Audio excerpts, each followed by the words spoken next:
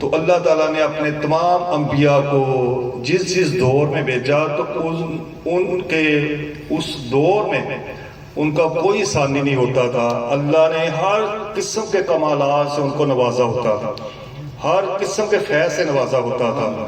تو جو اس دور میں زیادہ علم کی کثرت ہوتی تھی تو زیادہ تر انبیاء کو وہی معجزات سے نوازا جاتا تھا تاکہ لوگوں کے دلوں میں اللہ تعالیٰ کی سچی محبت پیدا ہو اور لوگوں کی توجہ عام جادوگروں سے, عاملوں سے ہٹ کر اللہ کی طرف ہو جائے کہ وہ وحدہ لا شریک کی ذات ہے. وہ جو چاہے جب چاہے جیسا چاہے اللہ کی ذات فرما سکتی ہے.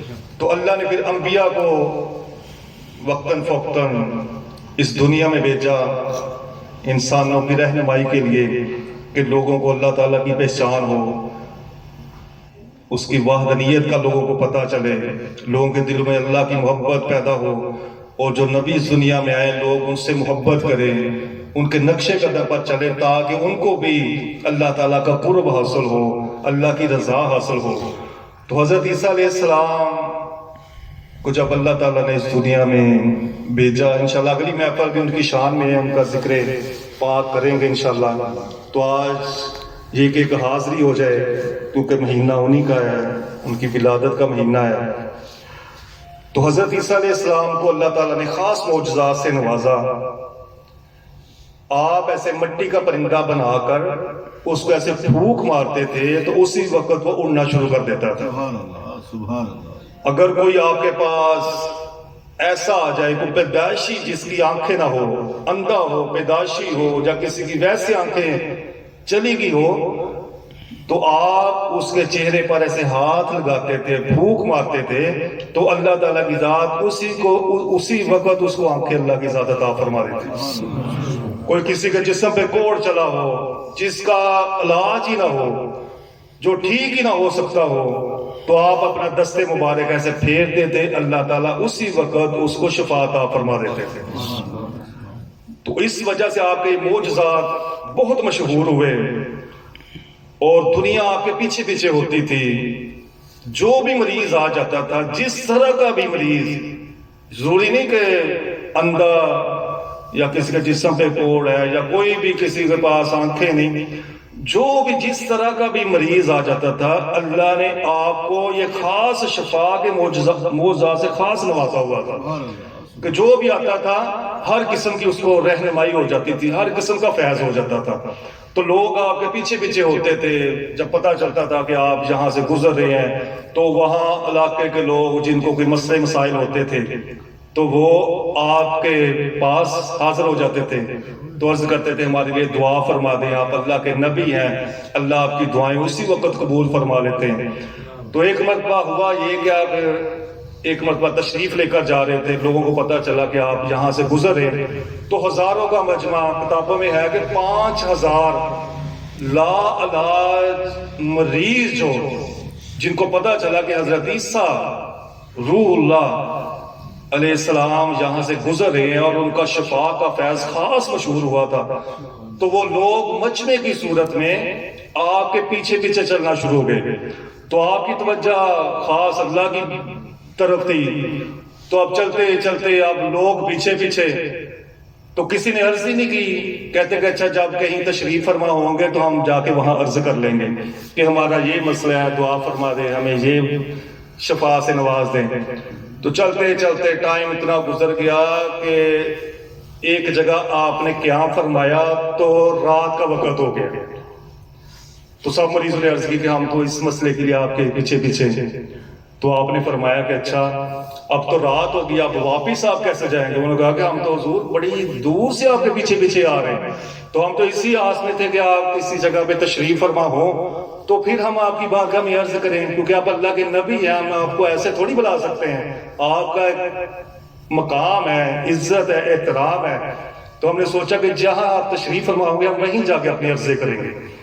اب رات کا وقت ہو گیا, تو آپ نے پوچھا کہ کھانا جس کو بھوک لگی ہے. آپ کی یہ سمجھ لیں کہ خاص سخاوت تھی کہ جو بھی آپ کے پاس مریض آتا تھا پہلے آپ کھانا کھلاتے ہوتے تھے.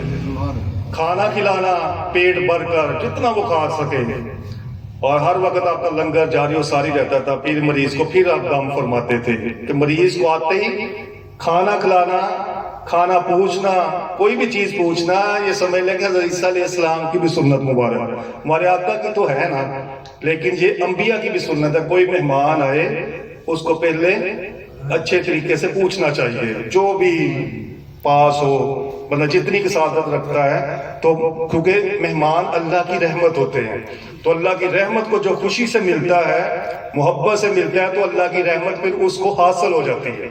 اگر کوئی نہیں اچھے طریقے سے ملتا تو اللہ کی رحمت پھر دور ہو جاتی ہے، پھر اللہ کی نظر رحمت نہیں ہوتی.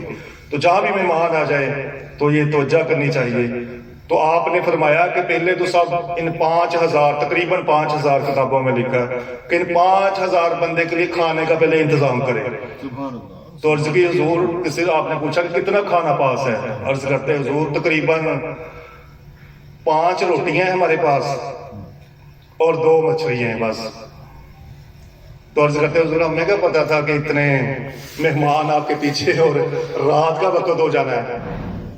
تو آپ نے فرمایا کہ اچھا چلو سب کے لیے دسترخوان لگا دو.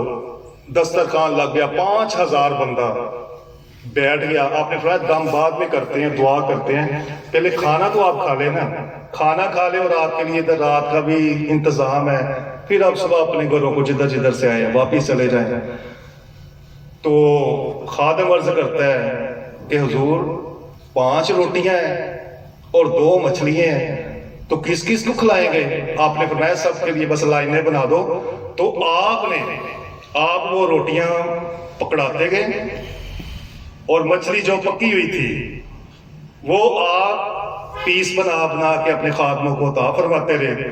انہوں نے کھانا رکھنا شروع کر دیا، روٹیاں پکڑائی جا رہے ہیں. وہ 5 روٹیاں آپ کے دستے مبارک میں ہیں، سالن پاس پڑا ہے، ادھر سے آپ کھانا ڈال کے دی جا رہے ہیں خود اپنے دستے مبارک سے، اور 7 روٹیاں عطا فرمائی جا رہے ہیں.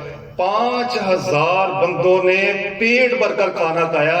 تو جب دیکھا بعد میں آپ نے فرمایا کہ یہ جو کھانا بچا نا اس کو پیک رکھ لو، کسی جگہ رکھ لو، ہو سکتا ہے کوئی بعد میں کوئی کسی کو طلب ہو، یا سفر میں ہم نے نکلا ہے، ہو سکتا ہے ساتھ آ جائیں لوگ.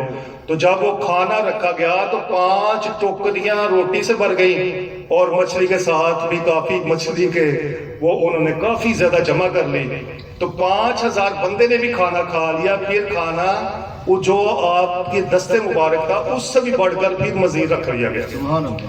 یہ اللہ کے نبیوں کے معجزات. اب وہ 5000 جو بندہ تھا، جو مریض تھا، آپ کا یہ معجزہ دیکھ کر وہ حیران ہوئے کہ بھائی آپ کے پاس تو شفا بھی ہے ہر قسم، تو آپ کے دستے مبارک میں یہ کیسی قدرت ہے؟ اللہ نے کیسا فیض رکھا ہے کہ روٹیاں 5 تھی اور 2 مچھلیاں تھی اور 5000 لوگوں نے کھا لیا، پیٹ بھر کر کھا لیا. تو پھر وہ لوگ آپ کے دیوانے ہو گئے کہ واقعی آپ اللہ کے نبی ہیں. اللہ کے جو نبی ہوتے ہیں وہ جو چاہیں کر سکتے ہیں، اللہ نے ان کو اختیار عطا فرمایا ہوتا ہے. تو ان انبیاء سے محبت کرنی چاہیے، اللہ کے ہر نبی سے محبت کرنی چاہیے، کیونکہ ہمارے آقا صلی اللہ علیہ وسلم امام الانبیاء ہیں.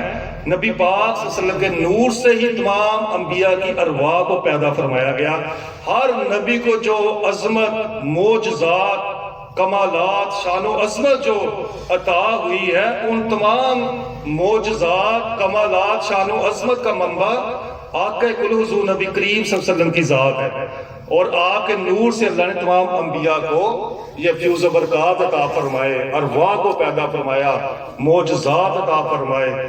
تو کیونکہ یہ آپ کا مہینہ ہے حضرت سیدنا عیسیٰ علیہ السلام کا، تو ہمیں ذکر کی محفلیں بھی سجانی چاہیے انشاءاللہ. اللہ ہمیں ان عظیم ہستیوں سے، اللہ اپنی ذات سے اور اپنے پیارے رسول صلی اللہ علیہ وسلم سے اور تمام نبیوں سے، رسولوں سے، آپ کے صحابہ سے، آپ کی اہل بیت سے، تمام خلفائے راشدین سے، تمام اولیاء اللہ سے، ہر اس عظیم ہستی سے اللہ ہمیں محبت کرنے کی توفیق عطا فرمائے جس کو اللہ نے نوازا ہے، نبی پاک صلی اللہ علیہ وسلم نے نوازا ہے. تو اسی میں ہماری بقا ہے، اسی میں ہماری کامیابی ہے. ان سے محبت ہی ہماری ہر طرح کی کامیابیاں ہیں، دنیا کی نزا کے وقت، قبر میں، حشر میں. آخرت میں جو کوئی کامیاب ہونا چاہتا ہے وہ اللہ سے محبت سچی کرے، نبی پاک سے سچی محبت فرمائے، اور نبی پاک نے اور اللہ تعالیٰ نے جس کو منظور فرما لیا، جس کو قبول فرما لیا، تو ہمیں ان سے بھی سچی محبت کرنی چاہیے۔